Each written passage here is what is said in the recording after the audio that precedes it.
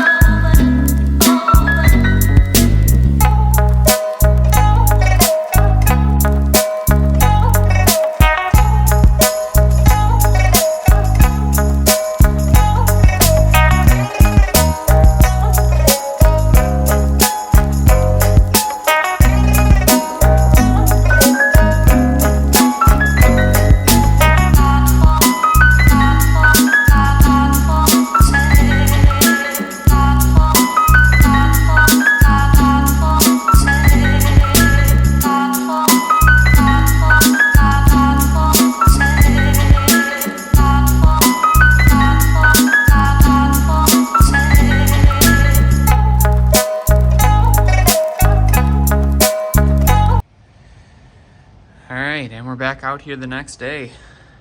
Glad I did that shit last night because the ground was already soft and made it struggle as is.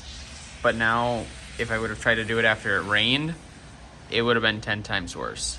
So, because apparently here in Wisconsin, December we get rain instead of snow. 40s and rain instead of snow. Real terrible. So, all right, let's dive into explaining this whole process. And I'm also gonna add that this is the first automotive YouTube video that I'm making. So it's probably gonna be rough. I'm using apps on my phone because that's all I'm filming with is my phone for right now. So there's hopefully gonna be improvements as the videos go along. I'm gonna try and get an actual camera to just keep on like a back film pod or tripod and film. So shit'll hopefully get better as the videos go on. This is the first video and don't expect too much because this is just simplistic shit. We're just filming, I'm putting clips together, cutting them together, editing it, and putting it on YouTube. So we're gonna do it. Okay, if you know me, great. If you don't, I'm gonna explain it like that. This car is an 87 Ford Mustang. And actually 2022, at my first ever actual drift event, I was at Great Lakes on the skid pad a handful of times. But at my first ever drift event, which I will admit was way more than I should have been at, I understeered into a wall and basically hit this front side. I'll try and throw a picture up. And as you can see, I did some damage. This car was not a rust-free shell, so there were a lot of soft spots where stuff kind of crumpled instead of breaking. But so we've got a lot of stuff to do. So a little backstory behind this car. This car was given to me by my father back when I turned 15 or 16. He got this car from somebody 15 years before that, early 2000s, and it sat. It was a drag car from Canada, came with the cage in it, came with the Weldon subframe connectors. He got it for like $150 damn near, and it sat forever.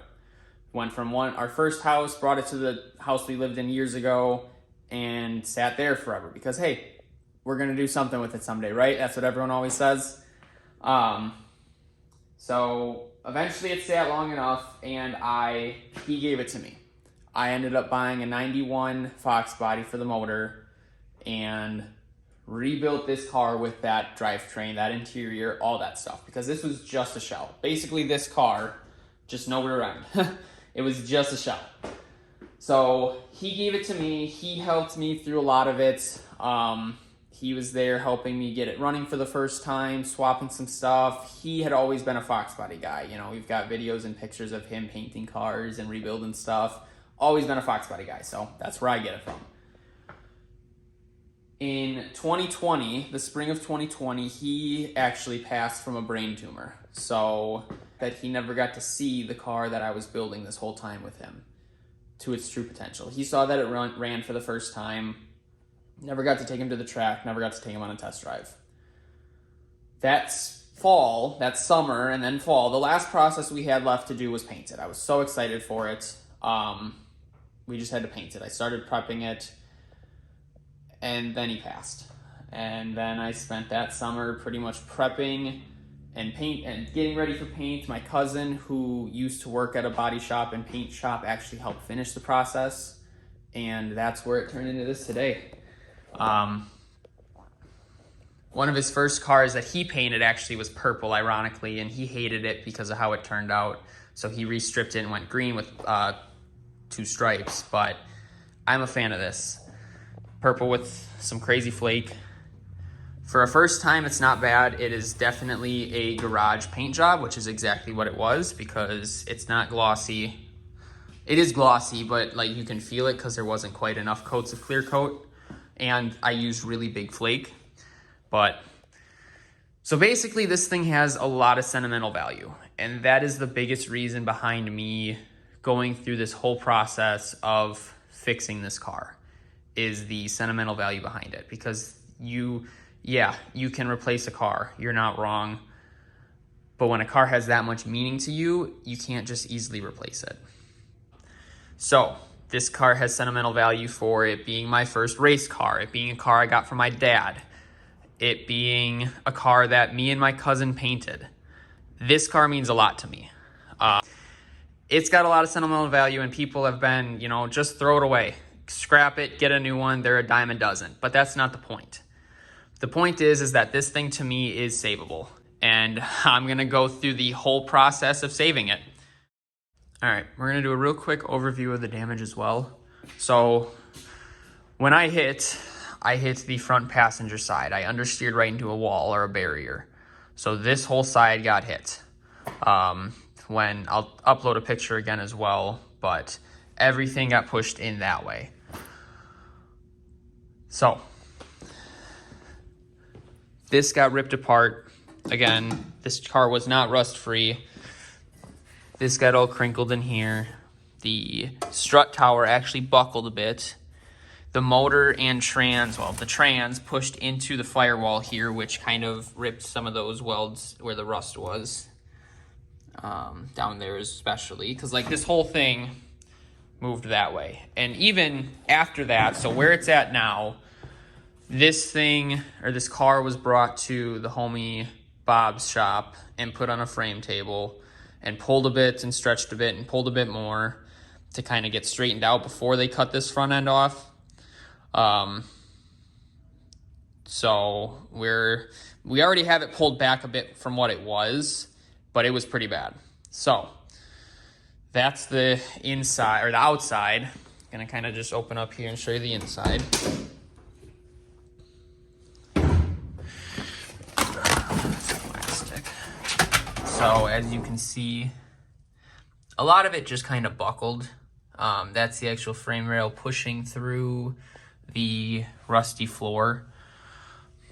Obviously front firewall had some rust building up on it anyways, but this side I would say was way worse than what that side is. So this side just tore apart. There was some hidden rust in here that I did not even know about, and that all just ripped apart when I hit.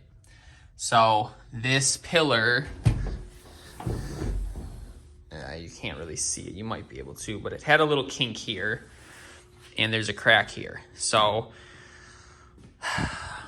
there's gonna be a lot of replacing. There's gonna be some points where we cut and weld and do it legitimately, not on spot welds. But yeah, I mean, honestly, I think the floors are still the same as to what they were. So I welded, this is actually the first thing I ever welded on as well. I welded random patches into these floors to go around the in-floor subframe connectors, and they're not pretty. Have they held so far? Yeah, but they're not pretty. So we're gonna have to figure out where the damage actually is, because I know the trans tunnel is damaged, I know the firewall is damaged, but we're gonna have to figure out if anything past that is, because hopefully this cage did its job and held that all together. Hopefully all the other bracing did its job. We're gonna hope it's just the front. But basically, yeah, we just need to get a sheet, figure out what exact measurements of this car are supposed to be, and just start going at it. That's all we're gonna really hope for. Hope it goes smooth. We're gonna keep our fingers crossed, but that's really all the damage is. It can definitely be fixed. I'm not too scared of that. I'm just scared because this is a big project for someone who's never done anything like this. But hey, we all got to start somewhere, right? So, oh my God, the voice cracks. Yeah, it's not too crazy. It's a bit crazy, but I'm sure I'm going to get enough people saying when I post about this that, oh, just get rid of the car, just get rid of it. It's not worth doing all that work to it. Well, I already bought this car, had this car for a while. And yeah, it is worth doing all that to it for me. So honestly, I'm sure the front end on this side is also damaged. I'm not gonna doubt that in the least, but it doesn't matter because that whole front end is going on this front end because this is all rusty too. So we're gonna just start fresh. It's all gonna get braced. Austin literally bought a tube bender. He has a couple different welders. We are going to go fucking crazy with this thing and see where it takes us. We're both really excited to start this process. So, the plan that we are about to indulge on, me and Austin, is we are going to take this car that I picked up from Indiana a couple months ago, almost a year ago now. Pretty much rust-free car. Clean underneath. The only damage is it looks like there was hail damage on the roof. But, I mean, it's a shell. It's a clean shell. All the important parts are there. And the front was already cut because they were going to do a tube front. But the front frame rails, which are notorious for rusting out, solid. Firewall is beautiful. So it's perfect for what I need. I picked this thing up for like $600. Bare bones, basic shell, all I need. And we are going to take this car apart to save that car. I don't know how long it's gonna take. It's not something that I'm gonna rush to get done in a season because it's already December. The goal is to hopefully have one stall back open by spring, but I don't really know if that's gonna be feasible because it's already December. But yeah, we're gonna, cowl, firewall, front. Basically, we're gonna take this front half and kind of piece that car back together, do a tube front on that car. We are going to build an entire cage for this car, probably do a tube rear. So yeah, we're gonna really dive down the rabbit hole with this one because I fucked up. I'll be the first to admit it. I'm not scared to admit that. I crashed. Happens. But we're gonna fix it. We're gonna brace. Well, this chassis I think is already braced enough. We're gonna look into that to where I basically brace everything so that when I start taking more stuff apart, this doesn't twist any more than it already has. And we're gonna have to do the same thing to this one. So kind of like throw some cross braces across the interior so that the chassis itself doesn't twist from the metal when you cut it apart or drill it apart, whatever. I did take the motor out of this car and put it in a notchback that I actually purchased a couple months after crashing because I was like, I need to still drive. I need something that I can still drive. So I bought a notchback, and that was a whole process of I completely fixed the flooring in that. I'm gonna try and put some of my YouTube videos up for that, of that whole process. I fixed the floors, I fixed one of the rear frame rails. I went through that whole process just to, again, put the motor in. But I got to drive that car a couple of times. I've actually been street driving that car a bit. That car is set and ready to go. I put that car into storage so that this thing can take its time and we can do it correctly. We just have to kind of come up with a plan. I'm gonna take this front windshield out. We're gonna get them side by side, which it already is, and we're just gonna start comparing. I'm gonna get some diagrams of where you can find online, like this bolt to this bolt on the other side should be this exact length apart. We're basically gonna do that to figure out the exact dimensions that this car needs to be.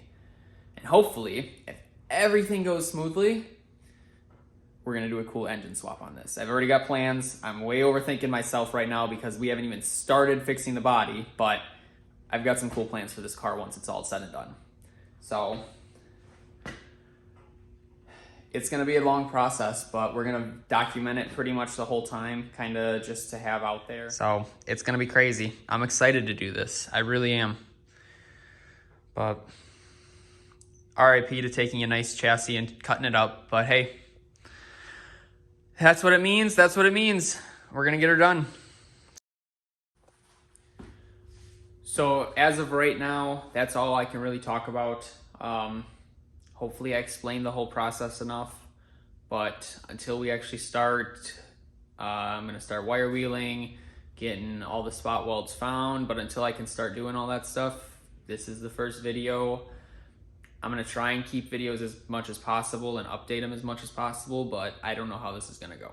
So hopefully I keep them coming, but it's pretty much just gonna be one process after another, you know? We're gonna document it all and try and put as many videos about it as possible on YouTube. So until the next video, that's what I got. Thanks for watching.